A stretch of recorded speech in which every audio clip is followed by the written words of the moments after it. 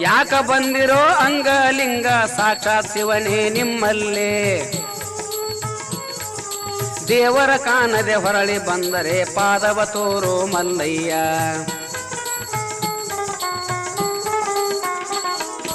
ದೇವ ನಿಮ್ಮ ಭಕ್ತರ ಮಹಿಮೆ ಹೇಳಿದರೊಂದು ಅಳವಿಲ್ಲ ಹುಗಳಿಂದ ಬಸವನ ಪ್ರಾಣ ಪಡೆದರ ಹುರುಳಿ ಬಿತ್ತಿ ಬೆಳೆದವನೊಬ್ಬ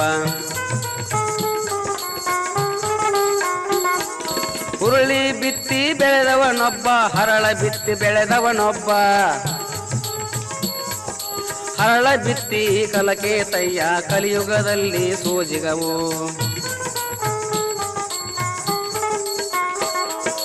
ಬಿತ್ತಿ ಬೆಳೆದು ಗೋಧಿ ಕಡಲೆ ಮತ್ತೆ ಜಂಗಮ ಕೆಡಿ ಮಾಡಿ ಬಿತ್ತದೆ ಬೆಳೆದ ಇಲಾಳ ಬೊಮ್ಮ ಸಂತರ ಪಾದಕ ಶರ